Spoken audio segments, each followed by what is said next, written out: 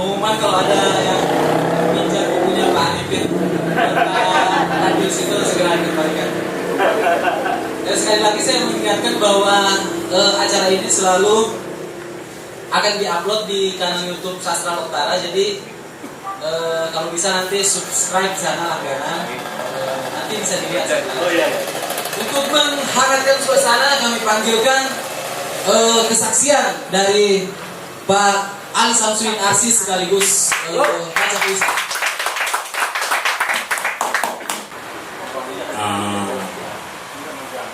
Arifin bagi saya dia tidak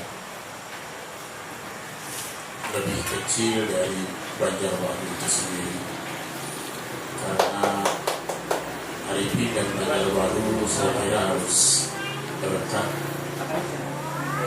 Begitu juga dengan nama-nama lain, tapi secara spesial saya melihat Banjarbaru dan Arifin itu satu kesatuan khusus untuk jalur sastra dan perkembangannya. Gaya penulisan Arifin itu bagi saya, tanpa nama Arifin di atas pun saya bisa melihat bahwa itu adalah tulisan Arifin. Karena itu tadi saya sepakat, konsistensi gaya dalam penulisan itu dari tahun ke tahun. Bahkan saya sudah mengenal 1986, mungkin di awal-awal atau di akhir 1985 sampai sekarang. Jadi kalau misalnya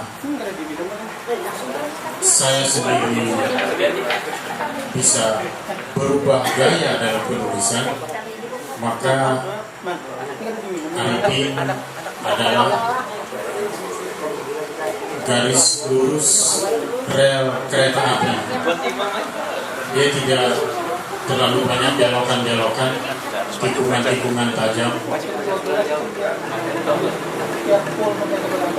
Rel kereta api kalau kita lewati atau lokomotif dan gerbong-gerbong yang melewati di atas rel kereta api itu, dia tidak menemukan patahan-patahan. Dan inilah perjalanan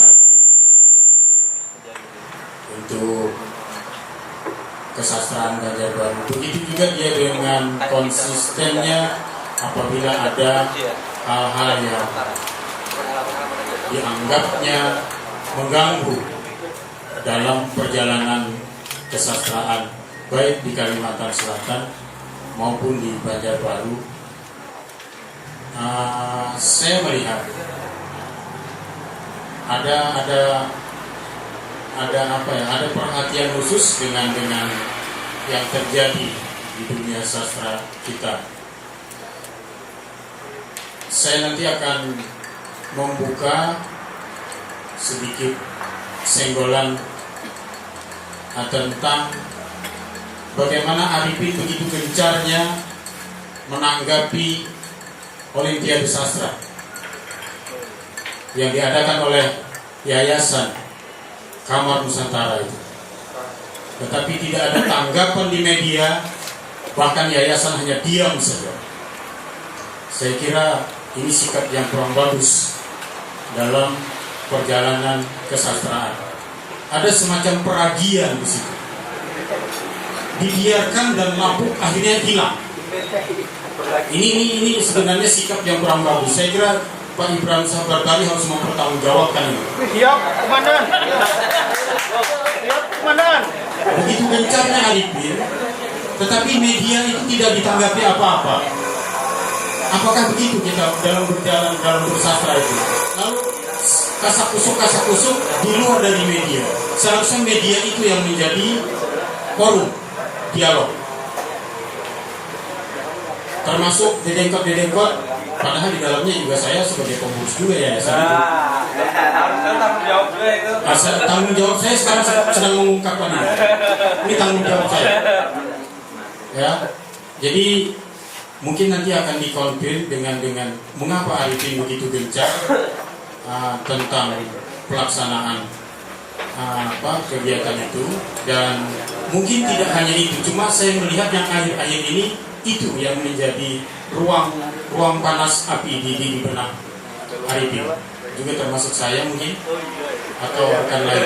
Tapi kalau tidak ada yang lain, maksud saya begini, Arifin nanti bisa mengungkapkan itu serba sedikit apa yang terjadi supaya perjalanan sastra di Kalimantan Selatan, khususnya di Banjarbaru sendiri, itu berjalan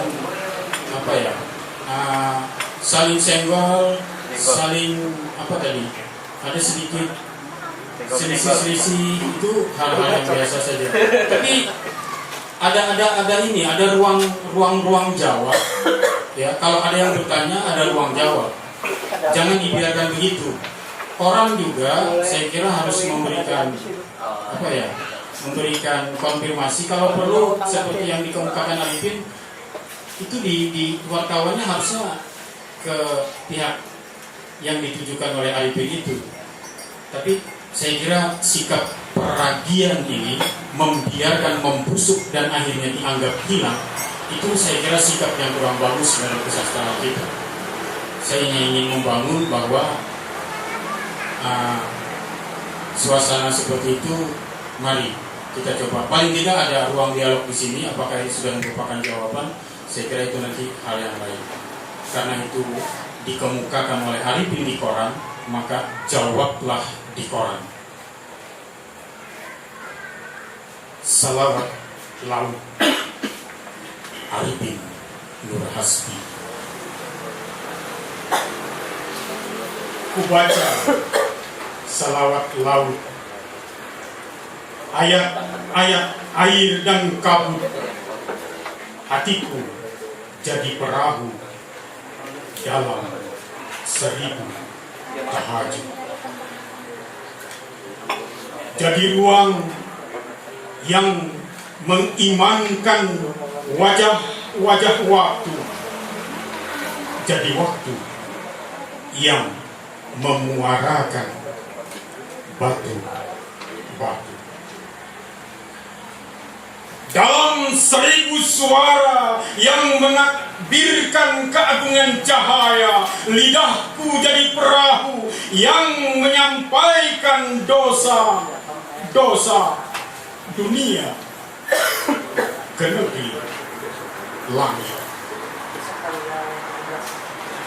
Jadi doa yang membasuh udara gelap dalam kalbu. Jadi jarak yang mendekatkan jejak di hatimu. Dengan gerak keimanan beratus ribu bab kehidupan.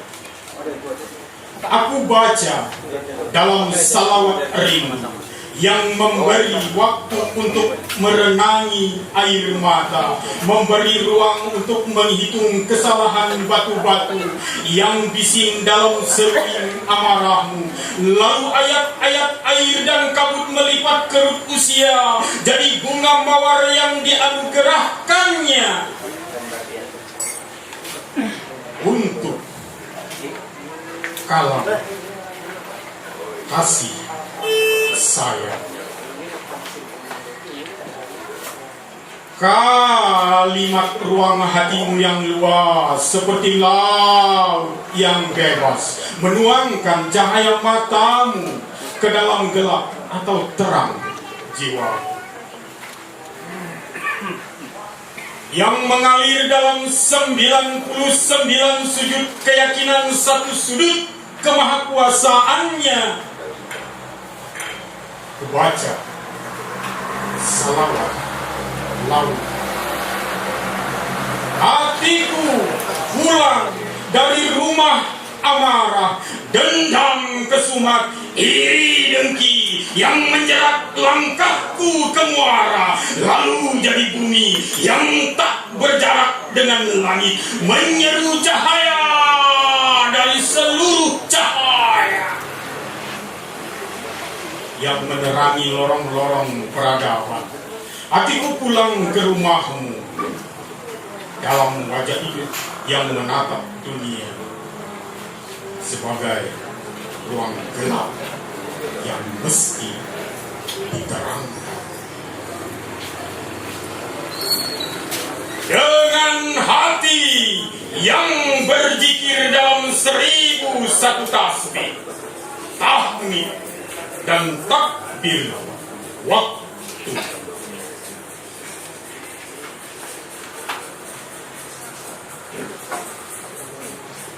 Lalu menemukan suara angin yang mengucapkan asal mula kehidupan dalam baris saja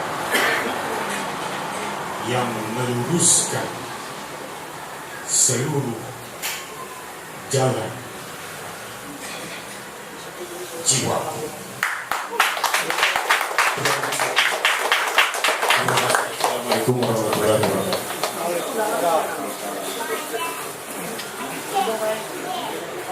Saya mengira bahwa ketika Pak Asal mau memanaskan suasana mungkin tidak puisi, tapi ternyata panas secara harfiah. Tapi mungkin kita perlu